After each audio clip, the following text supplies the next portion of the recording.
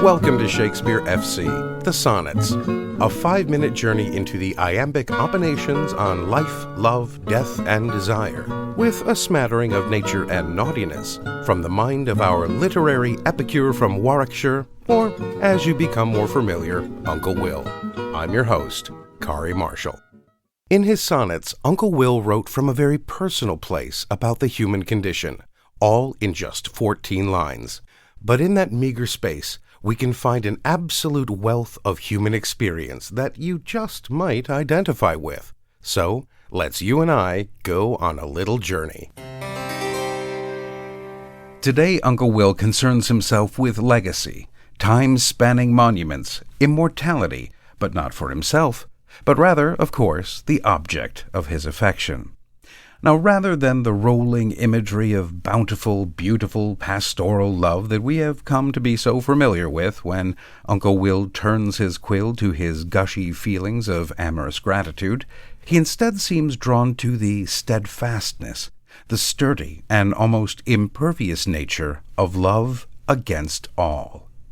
In the first quatrain of his 55th sonnet, William lays out his argument that neither marble nor the ornate tombs of princes will outlast this powerful sonnet, but you will be illuminated more brightly in these very pages than all the neglected buildings that will collapse due to the heartless passage and damage of time.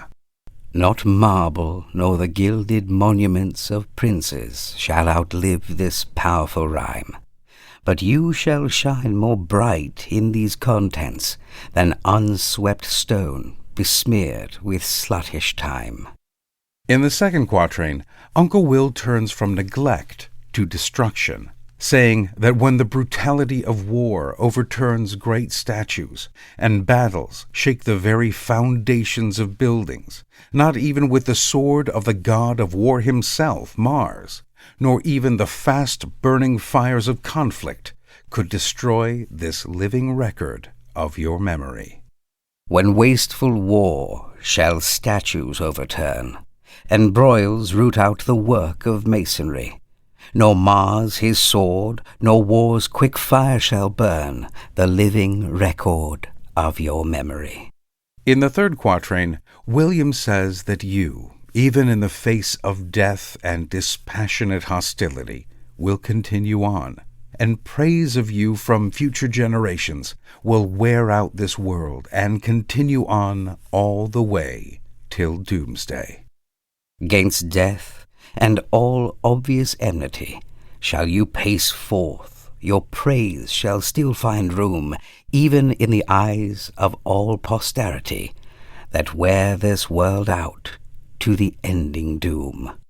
In the final couplet, Uncle Will completes his monument to his love, saying that until Judgment Day, when you are raised up to heaven, you will live on within these words, and will linger on in the eyes of all lovers who read this. So, till the judgment that yourself arise, you live in this, and dwell in lovers' eyes.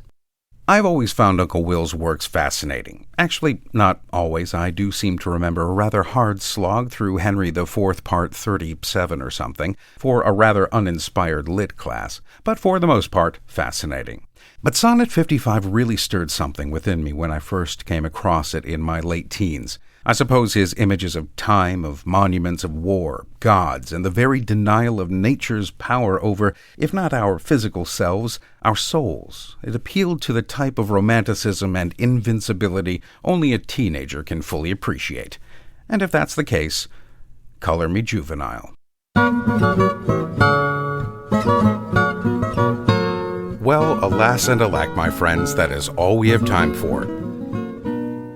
Join us again next time for another hopefully informative journey into the mind of Uncle William. I'm Kari Marshall. Farewell until next time. Shakespeare FC is a production of WGTE Public Media.